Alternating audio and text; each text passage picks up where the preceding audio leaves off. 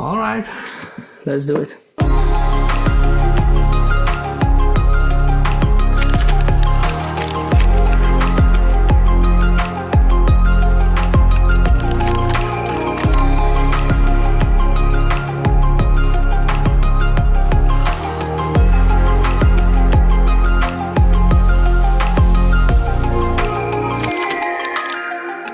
So let's talk about ND filters. Do you really need them? When and why should you use them? To make it short, ND filters are like sunglasses for a camera, as many of you already know. It reduces the amount of light entering your camera. But there is still a lot of confusion and bad information around there, and hopefully this video will help you clear things out a bit. An ND filter basically allows you to set the correct shutter speed to get the appropriate amount of motion blur in each frame of your image, to get that cinematic look that we see all the time in the movies. And that's basically it. See you in the next one.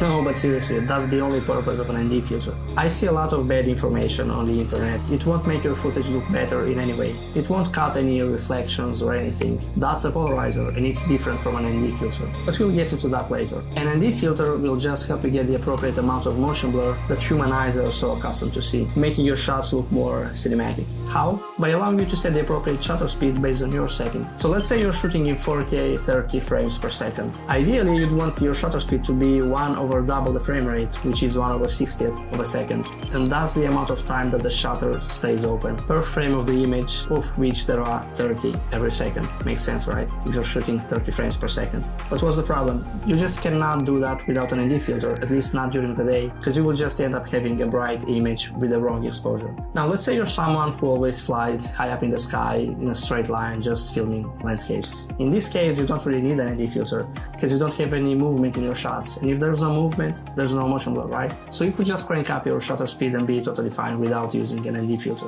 However, you could also have some problems, some big problems, when panning the drone, and I don't actually see anyone talking about it. First of all, a pan shot or a panning shot is when you turn the camera on a fixed head. When you are panning, it's very easy to introduce a disturbing, jittery or a choppy effect that we see a lot on the internet. It's like a few frames are missing every X seconds, which creates this disturbing choppiness that is so unpleasant to watch. This jittery actually depends on many other things as well, like the panning speed, the angle, how much you actually pan, the focal length, and of course the shutter speed.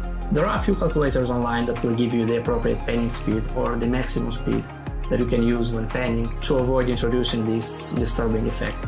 But having an appropriate shutter speed is actually crucial, and that's why it's so important to use an ND filter. And it's also why you see professionals using them all the time, not only on drones but also on cameras. Also, when flying close to the ground, where you can actually see the foreground or the background moving, you want to make sure you have the appropriate shutter speed. Without an ND filter, you will just end up having everything sharp and in focus, and that's not what you want to have in your image. You want to separate the foreground, the subject, and the background to get a more cinematic look. I hope you now have a better understanding of what an ND filter is, when and why you should use it. Now, polarizing filters. These are designed to remove any glare or reflections from the objects in your shots. If you have reflective surfaces in your videos like water, buildings, cars, using polarizing filters in these cases will make your footage look a lot better. But that's different from an ND filter. An ND will help you get the appropriate motion blur in your shot.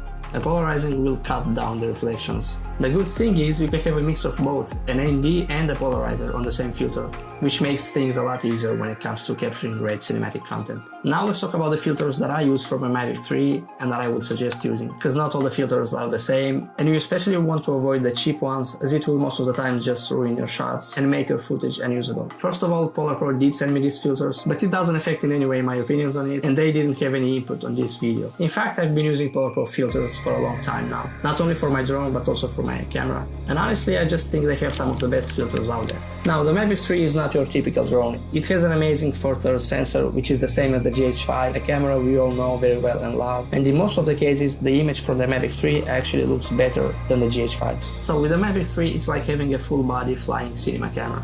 And it definitely opens up so many creative possibilities, not only when it comes to drone shots, but also using a drone as a camera and get some really creative and difficult shots that would otherwise be impossible to achieve. One example is this shot where I initially wanted to use my camera, but I just wanted to do something different and unique, and I just ended up using my drone to fly directly to the branches of the tree.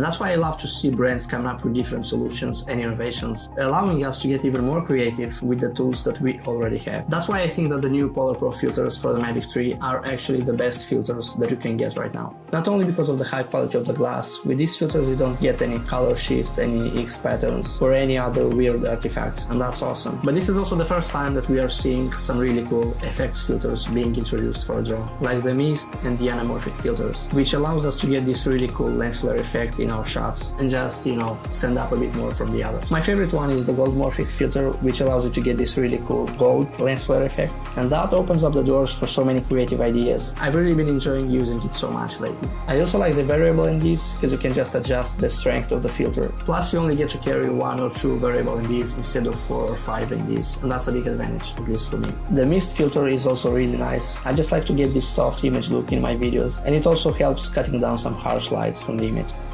There are a lot of things you can do with these filters to get the most out of your drone, and the cool thing is you can actually combine a VND and a gold morphic, or a VND and a mist. I didn't test them because I don't have them. I've got the Director's Collection, which comes with all these filters included, but the good thing is you can create your own set of filters on their website. I'll leave the link in the description if you want to check it out. And that's it from me. I hope you got something useful from this video, and see you in the next one. Take care.